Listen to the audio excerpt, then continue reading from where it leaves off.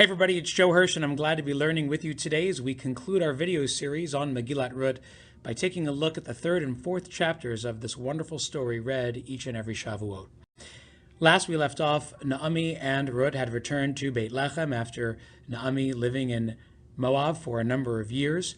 They have to pick up with a new life, and Ruth goes out into the fields to try to go collect wheat for her mother-in-law and for herself. And while she's there, Boaz takes an interest in her and instructs his workers to be kind to her.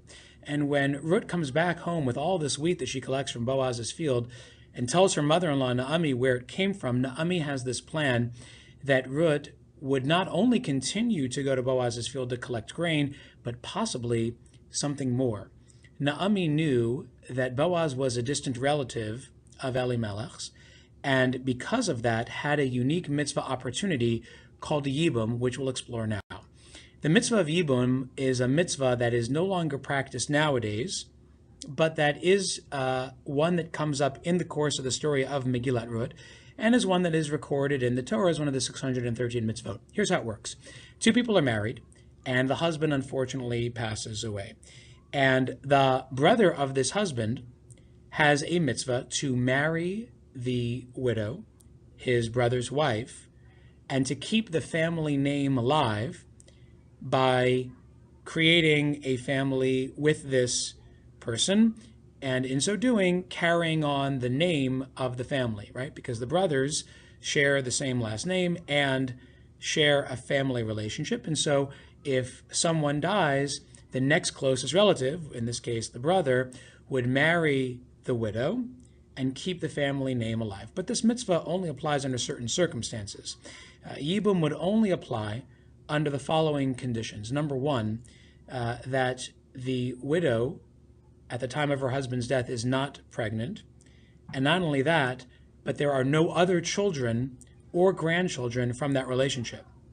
So the husband and wife who are married and the husband dies, there's a mitzvah for the brother-in-law to marry his brother's widow, so long as the first marriage did not produce any children and that the woman was not pregnant at the time that her husband died. Under those circumstances, the mitzvah of Eboom would apply. In class, we'll discuss why we don't practice Eboom anymore and what is done instead together when we return. So in our story, here's how Eboom takes shape. Machlon and Ruth were married, and Machlon died before they had children. Now Ruth is, as a widow, is allowed to marry the next closest relative, which Naomi thinks is Boaz. And for that reason, she encourages Ruth to tell Boaz about this relationship, because Boaz was unaware of it, so that he could fulfill the mitzvah of Eboom by marrying Ruth. So Ruth goes one night in Perek Gimel, which we'll study together in class, to the threshing floor, which is where the workers go and prepare the grain once it's collected from the field. And she informs Boaz of this opportunity. And Boaz is okay with it. He's ready to marry Ruth, but says, you know what? I can't, because there's someone closer in line than I am. He says there's someone who the story identifies as Poloni Alimony, not his real name, more on that in a second, who is a closer relative to you than I am as far as my relationship to your first husband, Machlon. And because Poloni Alimony, again, that's not his real name, is closer in relationship to Machlon than I am, he has first dibs on this mitzvah of Eboom. So he has the first right to accept this opportunity. And if he doesn't, then I guess I could. Poloni Alimony is just a nickname or a pseudonym that is given to this individual because the Megillah does not want to reveal his real identity, which we'll discuss together in class the reason for. So Poloni Alimony is given the opportunity to do Eboom and marry Ruth, but doesn't want to, and here's why. He's thinking to himself, isn't there a mitzvah in the Torah which says that you are not allowed to marry someone from Moab? The words he's thinking of is the pasuk from Sefer Bamidbar, which says, Lo yavo Amoni uMoavi bekahal Hashem. Someone from the nation of Ammon or someone from the nation of Moab may not enter into the nation of Eretz Yisrael, of Bnei Yisrael rather, may not marry into that nation. And why? Because of some of the history that Moab had with Bnei Yisrael, which we discussed in class, having to do with their unkind nature, their unkind character. What Poloni Alimony didn't realize is that pasuk and that commandment applied only to Moavi men, not marrying Jewish women. It did not apply to Moaviot, Moavi women marrying Jewish men. Moavi women were allowed to marry, because look at what the pasuk says: Lo yavo Amoni uMoavi belashon zachar, in the male form.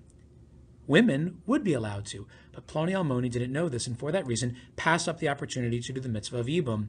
Once he passed up that opportunity fell to Boaz, who accepted that opportunity, married Ruth, and the rest, as we say, is Jewish history. Boaz and Ruth have a son by the name of Oved.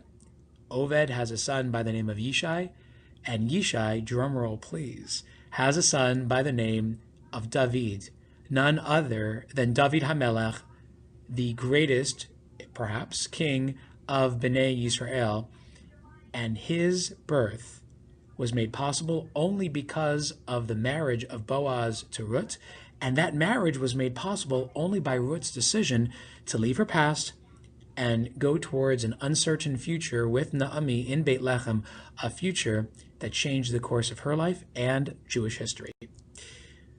When we began the video series, we talked about a big question of why we read Megillat Ruth on Shavuot, and now there are 3 answers I'd like to share with you that we'll discuss some more together in class. The first reason why we read Megillat Ruth on Shavuot has to do with none other than David HaMelech. It is his yahrzeit, the anniversary of his death, and since David HaMelech's birth is described at the end of the story, we read about it in recognition of the great life that he led that we commemorate on the holiday of Shavuot.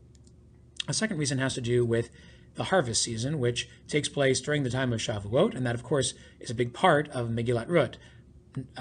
Naomi returning to Beit Lechem with Ruth, Ruth going to harvest in the field, meeting Boaz, and setting a chain of events in motion that would eventually lead to her marrying Boaz and changing Jewish history.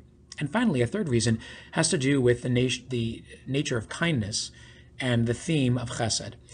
Moab was never allowed to marry into the Jewish people because of their lack of kindness. Ruth defined herself by her kindness. So did Boaz, and we'll have a chance to look at some of those examples later in class. When we return to discuss some of these issues that emerged from Prakim Gimel and Daled, we'll discuss why Boaz told his workers to be nice to Ruth and how this plays into the theme of kindness. We'll also look more closely at Poloni Alimony to understand why he declined the mitzvah of Eboom and if he did the right thing. Finally, we'll take a look at some other examples of kindness that emerged from Megillat Ruth, a beautiful story that we read each and every Shavuot, and a story that tells us a lot about kindness, who we are, and what we can become. Looking forward to learning with you when we return.